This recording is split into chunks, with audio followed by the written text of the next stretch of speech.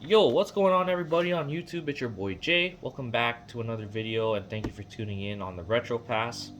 And before we get into this review, this video is for educational purposes only. I repeat, educational purposes only. Buy what you want and wear what you want. And we're on the road to 500 subs. For those of you that are watching, already know that. And if you are new to the channel, help me grow and leave a like, comment, and subscribe. And hit that notification bell for when I upload a new video. You will be notified. Alright? So, with that out of the way, let's get into the box and then we'll get into the shoes. But before we get into everything else, this is the seller's info. Shout out to kickmax.ru for sending this beautiful pair over for me to review and make content for you guys to see what you can get on the replica market. Anyways, their info will be in the description, so if you didn't pause the video, you can go check the description out. My info will be there as well if you guys want to follow me on IG and TikTok, and if you have any questions, just DM me. Anyways, Jordan 1 box, and this one is a banger, bro. US size 8, my size. Air Jordan 1 Retro High OG, black, white, varsity, red, 160. Replicating a US release. The box came in good condition and shipping times were fast. It came in 2 weeks. There is the stamp, which is like a retail pair. There is just a typical Jordan 1 tissue paper. Nothing else in the box. But that is pretty much it in the box. And it also came with these shoe trees. If you guys are into that thing. But boxes aside, let's talk about these right here. These Jordan 1 Bred High OG. They came with 3 different laces. They came with the white, they came with the red, and also they came with the black. That's on the shoe already. Pre-laced on the first lace hole.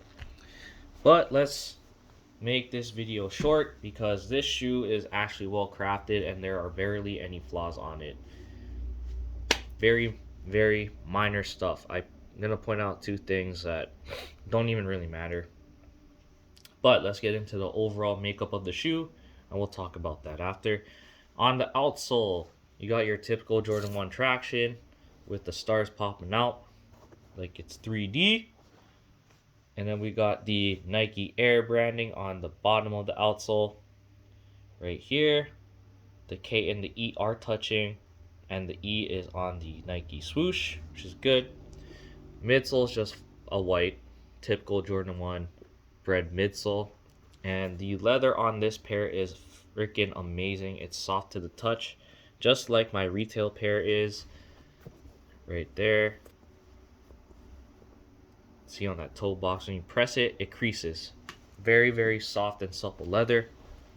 Going all the way around, same thing. Red tumbled leather is soft. The black synthetic smooth grain leather is okay to touch, but it's not as soft. The swoosh is a little, I feel like the swoosh is a little over tumbled. It could just be my opinion because it varies from retail pair to retail pair.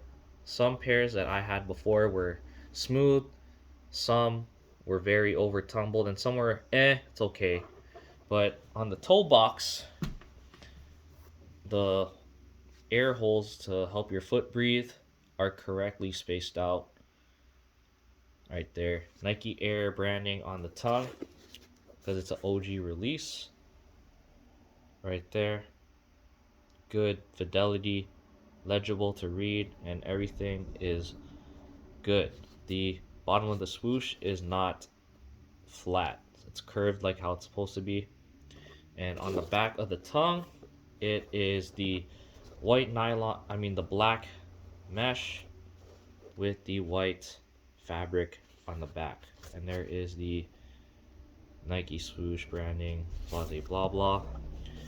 On the insole, we got a white insole with red Nike Air branding right there. And on the side of the sock liner, we got the size and then the factory code right there. That's what that X and this digit is right there. So basically, the date was made.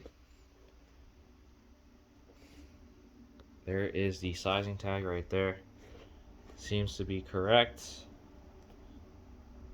Yeah, that's correct to me. But now we're going to talk about the two only flaws that I see. All right. So a lot of people would try to go to the Wings logo and say that the R&D aren't touching. The R&D are touching, and it's correctly embossed. It's not too deep, and the black paint is not too glossy. There are a lot of replicas that have that shine to it, but this pair has got it right. And also on these releases, the Wings logo should be pointing to the top lace hole or eyelet, whatever you want to call it. And this shouldn't be too far back, so that's good. But the only flaw that I could see is that the toe box, the mud guard, the black leather, the cut is a little too thick. You can see it better on the right, the left shoe. See right there, the lip sticks a little too much, and the cut of the leather is a little too thick. But other than that, shoe's pretty good.